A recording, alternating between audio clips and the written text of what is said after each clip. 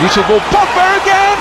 Unbelievable! Taatee namuudate dura deeggartootaaf dinqisiifattoota hedduu addunyaarraa horadheeraan beekes osoo hin beekin guyyaan badduu sun akka xiyya fagoo darbatamtee seelii isaa keessa seentee dandeettii addunyaan dhaabbatee harka dhoofteef san akka ifa saanduqa keessaa gootee dhoksite.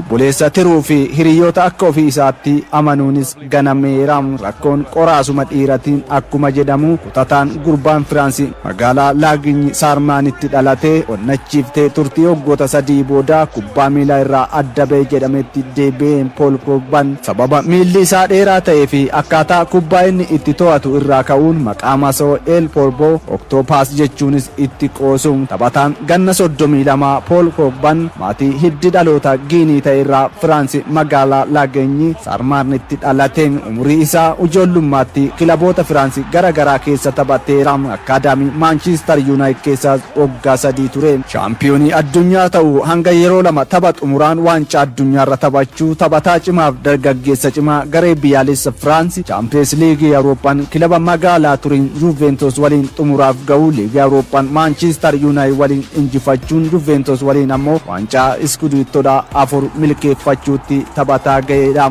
Dandeettii uuman isaaf kenneen aartii kubbaa miilaa sarara gidduu irratti hojjetamuuf mul'atu agarsiisuun addunyaa guutuun dandeettii isaa afaan tokkoon ragaa ba'ee fi harkas walitti rukutee fi ga'umsa ajaa'ibaa jalqaba dorgommii Turiin Juventus keessatti agarsiiseen bara 2016 gatiin riikoordii taphattoota addunyaa ta'e itti ba'uun gara Old Trafforditti deebi'utti ga'e. Har'a hunduu irraanfatee shaampiyooniin addunyaa Paul Pogban waggoota 3 kubbaa miilarraa dhokatee warri mallattoof dur isa marsaa turanis achi buutee isaa dagatee innis taatee san yoo yaadatu akkas jechuun ibsata. Shocking moment, definitely, because I really didn't know what caused that. I was like, what is going on? Why? What did I do wrong? Silaa akka namoota jaalatan of biraa dhabuu kootti yoona kubbaa miilaa kanatti nan deebi'a jedhee hin yaadu. Garuu yeroo hunda kan ana biraa hin dhababan rabbii tokko qofaan guyyaa hunda isa qofatu anaa waliin ture. Kanaan ala maatii koof daa'ima koo malee Pogban maal ta'e jedhee kan ana gaafatun dhabe jedha ogeessi kubbaa miilaa Pogban. Asking for help. Because right now is the only one that would help me. You know, nobody else. Dubbiin isaa akkasiin bara 2022-23 Pogban Manchester United gadi lakkisee kilaba isaa duraanii keessatti ifee goobanee Juventus mallatteessee miidhama irra deddeebiin isa mudatuuf naamusa hojii cimaa dhabuu rakkoo walxaxaan kilaba Manchester United keessa tures utubaan sarara gidduu kun akka eegame Manchester United keessatti hin milkoofne. Taphoota 154 Manchester United taphatee goolii 29 galchee waancaa 2 Manchester United waliin injifateera. Ta'us Manchester United gadi lakkisee bara 2022-23 gara Turiin deebi'us Pogba miidhamaan taphoota 12 caalaa Juventusiif hin taphanne. Waliigalaan daqiiqaa 161 qofa taphatee miidhama jilbaaf sarbaa isaa irratti deddeebiin mudateen manatti deebifteen. Kanaan osoo jiru bara 2023 Pogban qoricha humna dabalataa kennu kan eejansiin farra qoricha humna dabalataa addunyaan dhorkame fayyadamte jedhamuun waggaa 4 kubbaa miilaa akka hin taphanne dhorkame. Addunyaan ugum jetteen kana booda kubbaa miilaa Pogban gargar baan jedhame. Ta'us oliyyannoo mana murtii ijibbaata ispoortii addunyaa kaas adabbii waggaa 4 gara ji'oota 18tti xiqqeessee fi Juventus ammoo walii galtee taphaticha waliin qabu adda kutee. Kanaanis Pogban adabbii ji'oota 18 xumuree kubbaa miilatti deebi'uudhaaf ji'oota 7 itti fudhate. Ta'us kilabni Firaansi Monaakoon taphataa waggaa 3 kubbaa hin taphatin kana walii galtee waggaa 2 hanga bara 2027tti mallatteessifate. Walii galtee isaa booda Pogban miira imimmaaniin gaddaa fi gammachuun guutameen walii galtee mallatteessuuf dadhabee gaabbiftaa jabbiidhaan imimmaan rab yoo godhu mul'ate. Maal taate jabaadhu kun Firaansi Monaakoodhaan kilaba taphattoota ciccimoo addunyaa kanaa baaseen ati bakka deebitee itti of argitu jechuun hamilee itti horan. Turtii booda waa'ee waggoota 3 darban yoo gaafatamu Pogban kamime kam yaadhiisuu jedheem dhugaadhaa jedhaam beekas osoo hin beekin balleesseera ta'am. Qaamni qorate qoricha jedhame qaamni rakkoo hin qabu bilisaa fudhu naan jedhe hunduu dhugaa ta'am. Garuu naman dhabeem jireenya kubbaa miilaa koo keessatti yeroon taphataa cimaa jedhamaa ture deeggartoota baay'ee dirreen ala qaban ture. Guyyaa Pogban qoricha fayyadame jedhame eegalee garuu hundi isaanii cilee bishaan buute ta'een argee jedhaam. Kanana waliin ture waaqa qofam kanarraa kan hafe maatii koo daa'ima koo malee eenyuyyuu eessa jirta jedhee nan gaafannee jedhee waggoota lamaan darban manattan deebi'een balbala koo cufadhee ofii waliin dubbachaan ture. Kun hunduu hamilee kiyya cabsee Monaakoon garuu kana hunda keessaa anatti amanee qaama piroojeektii kilabichaa ana taasisuutti baay'een galateeffadhaa jedhe. Paul Pogbaan yeroo obboleessi isaa fi hiriyoonni isaa akka lubbuu ofiitti isaan jaalatu maallaqaaf jecha isa ganan osoon homaa qabaachuu baadhee nama ta'uu koo qofaan jaalatame anaaf wayya ture. Wanti obboleessa fi hiriyoota koo anarratti raawwatame namni maallaqa koo malee ana akka hin jaalanne hubadhe jedhee ture. Paul Pogbaan jireenya kubbaa miilaa isaan kilabootaaf taphoota 423 goolii 73 galchee kubbaa 90 mijjeessee yoo kennu Firaansiif taphoota 91 taphatee goolii 11 galchuun waancaa addunyaaf neeshin liigidhaa injifateera. Kana booda hoo Paul Pogbaan Monaakoo keessatti ga'umsa isaatti deebi'ee carraa garee biyyaalessaatti deebi'uu ni argata kan jedhu yerootu deebisa. Inni garuu Paul Pogbaa isa durii addunyaan afaan tokkoon ciminaa fi ga'umsa isaaf ragaa ba'uun harka walitti rukutteefitti deebi'uuf cimee akka hojjetu dubbate. Pogbaan umurii isaa 32 irratti argamu ga'umsa jabana jalqabbii dargaggummaan turiinitti agarsiise sana Monaakotti irra deebi'aan Monaakoof Pogbatu deebii qaba. Xumurree horaa bulaa deebanaa. Chested down, Pogba with a chance, hope for Manchester United. The best bit of football they've played in the whole game.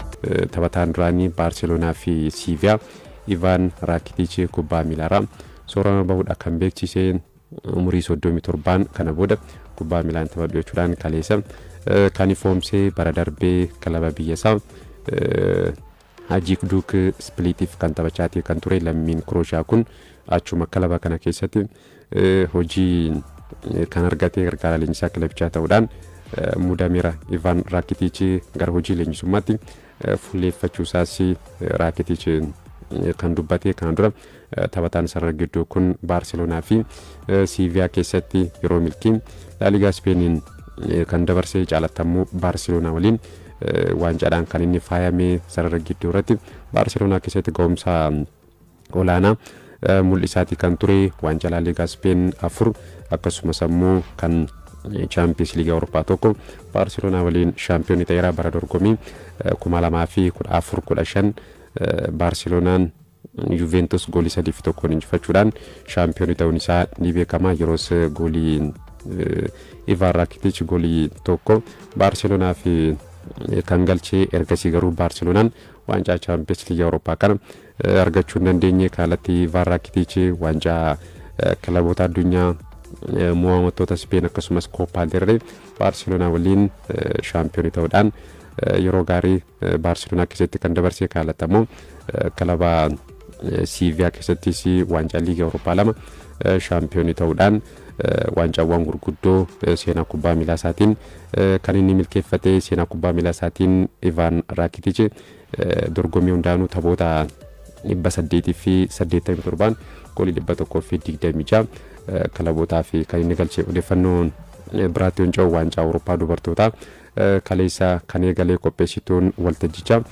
Switzerland mo'amuudhaan dorgommicha kan eegaltee marsaa 14ffaa kanaan Switzerland qopheessituu dorgommichaati. Biyyoota 16 kan hirmaachise dorgommichi kaleessa kan eegalee ramaddiyaatiin kaleessa Switzerland Norway waliin taphachuudhaan dirree fi deeggartoota ishee fuulduratti goolii 2-1 mo'amuudhaan dorgommicha kan eegaltee kaleessuma tapha biraatiin Finland goolii 1-0 Iceland kan injifatte Katriina Kosloon goolii injifannoo kan Finland galchiteetti. Gama Icelandiin Astonis daqiiqaa 58 balleessaa raawwateen kaardii akeekkachiisaa lamaan dirreedhaa kan ari'amte arrasitti fuudhaan Belgium, Italy, Spain, Portugal waliin kan murkatanii ta'a.